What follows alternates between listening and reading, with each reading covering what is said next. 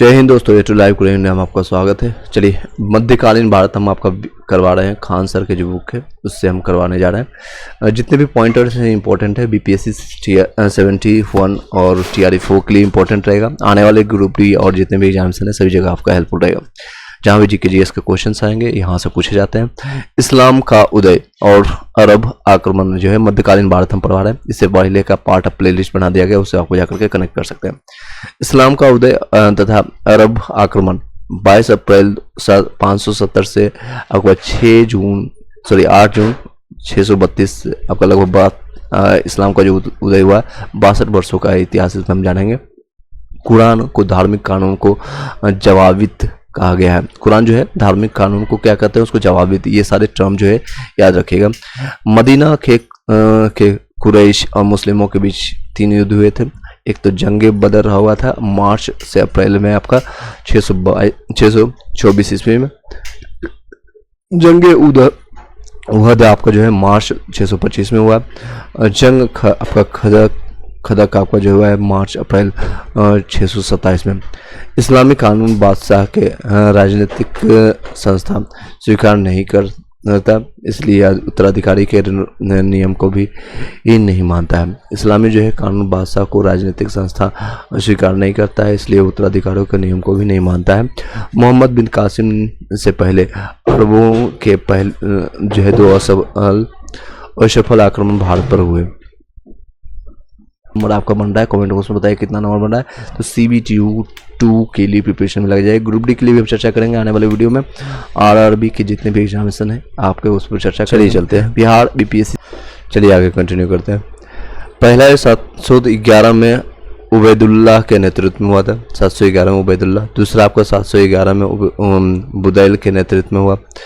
कासिम ने 712 में मकरान के रास्ते स्थल मार्ग से भारत पर हमला किया था। कासिम ने 712 ईस्वी में मकरान के रास्ते पर स्थल मार्ग से भारत पर आक्रमण किया। कासिम ने जिन स्थानों पर आक्रमण किया है वो आपका कौन कौन है, तो देवल है, नेरूल है, सहवान है, सीसम है, रावर है, ब्राह्मणबाद है, आलोड़ एंड मुल्तान है। तो ये रास्ते हैं। कासिम ने जिन स्थानों पर आक्रमण किया तो देवल, नेऊल, सहवान, सीसम और आपका रावर और ब्राह्मणबाद और आलोड़ और मुल्तान है। इसको 2 से 3 बार सुनिए, आपको याद होता चला जाएगा। फर्स्ट टाइम अगर आप देख रहे हैं तो थोड़ा आपको टाइम देना पड़ेगा। अगर आप ऑलरेडी एक बार पढ़ चुके हैं NCERT या फिर इस बुक को पढ़ चुके हैं तो आपको सिर्फ रिवाइज करना है। सिर्फ इसको कंटेंट को देखते जाइए और आपका रिविजन होते चला जाएगा। चलिए आगे कंटिन्यू करते हैं। आई होप कि क्लियरली आपको दिख रहा होगा। राजा दाहिर की मृत्यु रावण की लड़ाई में हुई थी। राजा दाहिर की जो मृत्यु कहाँ हुआ था, रावण की लड़ाई में हुआ था।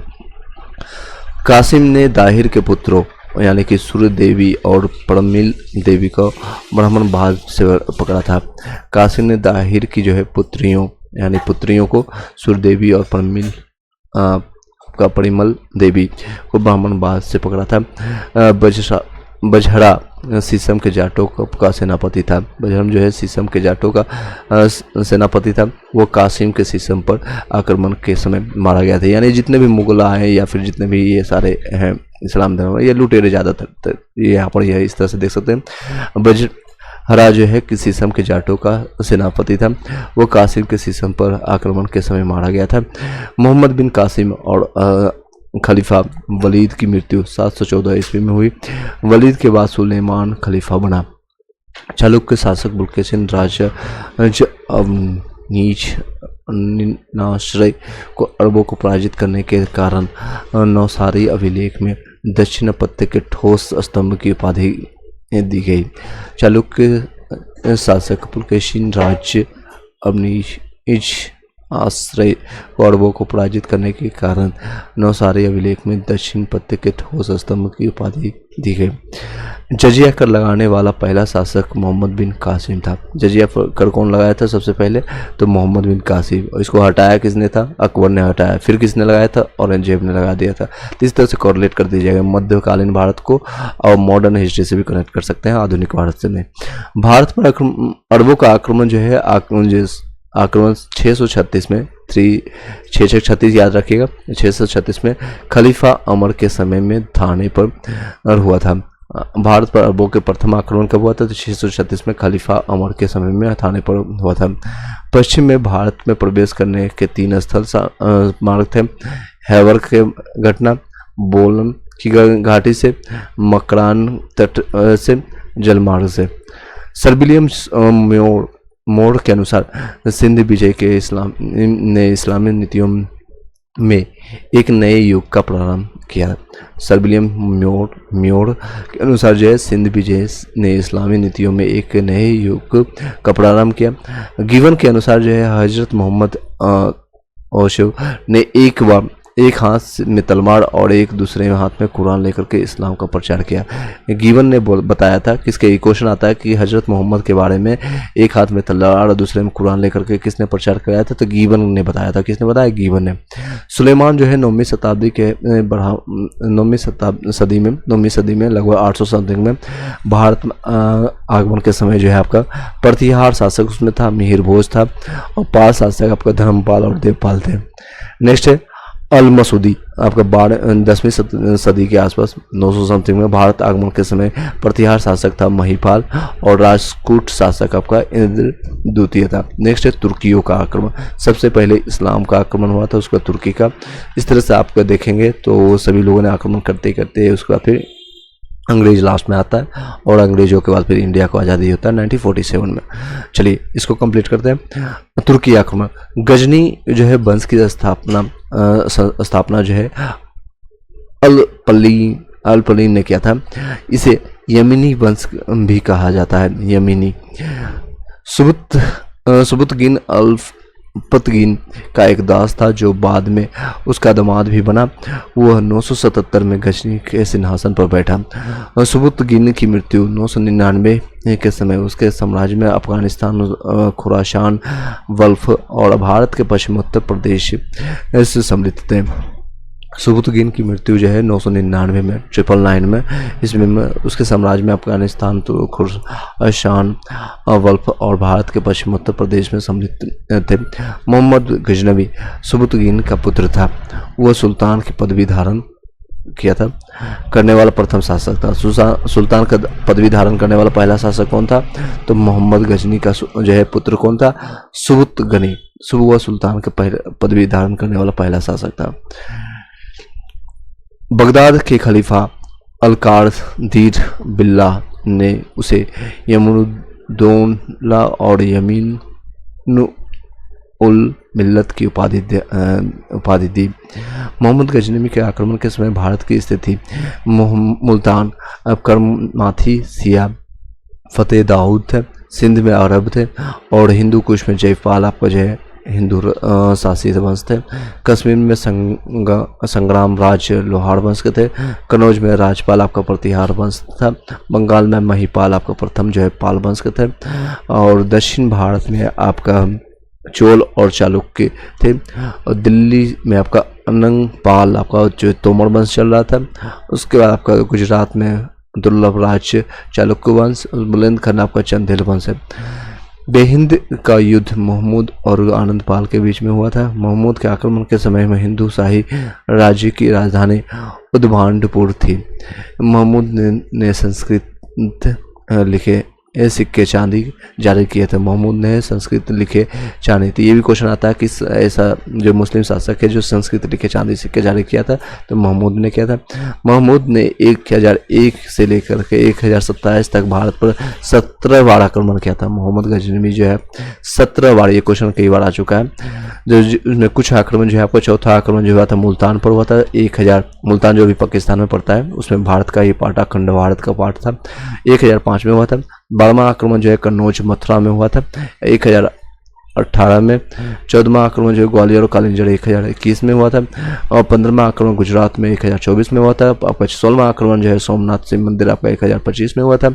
और 17वां आक्रमण और आखिरी था आपका सिंध मुल्तान में, और ये 1027 में हुआ था। तो याद रखने के लिए 17 बार आक्रमण किया था, 27 में कंप्लीट हुआ था, याद रखिएगा। चलिए नेक्स्ट है कश्मीर में आपका इसने 1516 में भी किया था, तो ये लुटेरा था एक तरह से। उस नेक्स्ट है महमूद की सेना में हिंदू सेवाड़काएँ और तिलक भी शामिल थे। मतलब ये भी एक साथी देते, मतलब एक जयचंद का काम करते थे। कौन थे? सेवंत राय और तिलक भी थे। महमूद के प्रमुख दरबारी साहित्यकार कौन थे? तो अलबरूनी थे महमूद के, और उत्बी थे, बैहाकी थे, फिरदौसी थे, जाड़ी, तुसी थे, उनरुशी थे, उस्तरी, उशजदी तथा फारूकी आदि थे। भारत में तुर्की राज्य की स्थापना का श्रेय मोहम्मद गौरी को जाता है। कौन है? तो भारत में तुर्की राज्य की स्थापना का श्रेय मोहम्मद गौरी को जाता है। उसने भारत पर पहला आक्रमण जो है 1175 में मुल्तान पर किया था। जो भी लोग आता है पाकिस्तान में आकर के, मुल्तान में आकर के अटैक करता है। गौरी का दूसरा आक्रमण जो है 3 साल बाद यानी 1178 ईस्वी में गुजरात में हुआ।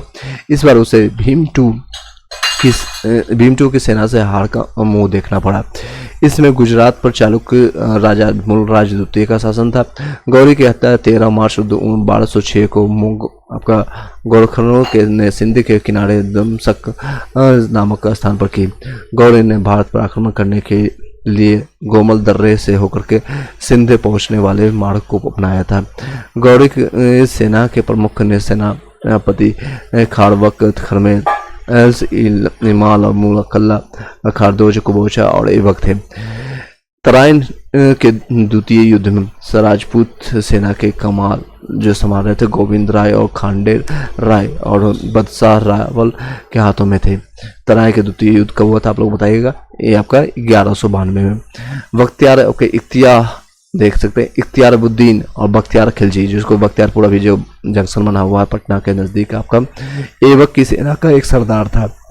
इसने 1202 में अभियान के दौरान नालंदा और विक्रमशिला विश्वविद्यालय को नष्ट किया था, जला दिया था इसने। मोहम्मद गौरी को सोनों के सिक्कों पर लक्ष्मी नंदी के चित्र थे, जिसने उल्टी तरफ देवनागरी लिखी में मोहम्मद बिन श्याम अंकित था। गौरी ने 56 ग्रेन गजनी एक अन्य सिक्का जो है देहली वाल चलाया था। 64 ग्रेन से 66.5 ग्रेन वजन के सोने के सिक्के चलाए, जिस पर लक्ष्मी की आकृति थी। चलिए, तांबे के सिक्के का वजन 37 पॉइंट से लेकर के 37 यानी 37.5 से लेकर के 48 आपका 48 ग्रेन तक था। उत्तर भारत पर तुर्कों की विजय का एक महत्वपूर्ण पहलू नगरीय क्रांति थी। क्या था नगरीय क्रांति? प्रोफेसर मोहम्मद हबीब था। लाहौर में गजनी वंश का अंतिम शासक कौन था? खुसरो मलिक। और गजनी में इस वंश का अंतिम शासक अंश अरसला था। गौरी पूर्ण रूप से 1203 में सुल्तान बना। कब बना था मोहम्मद गौरी? तो 1203 में। तुर्कों से लगातार पराजित होने पर हरिराज चौहान से ने आत्महत्या कर ली थी। तुर्कों से लगातार हार होने के बाद कौन है? तो हरिराज चौहान ने आत्महत्या कर लिया था। चलिए नेक्स्ट है दिल्ली सल्तनत। ये तो एक बड़ा पार्ट है, मतलब लंबा इसमें लगेगा टाइम, तो इसको हम एक बार में कंटिन्यू करेंगे नेक्स्ट वीडियो में। Thank you so much. इस वीडियो को अच्छा लगा लाइक करके सब्सक्राइब कर लीजिए। इसको 2 बार सुन लीजिएगा जो लोग फर्स्ट टाइम सुन रहे हैं। Have a nice day.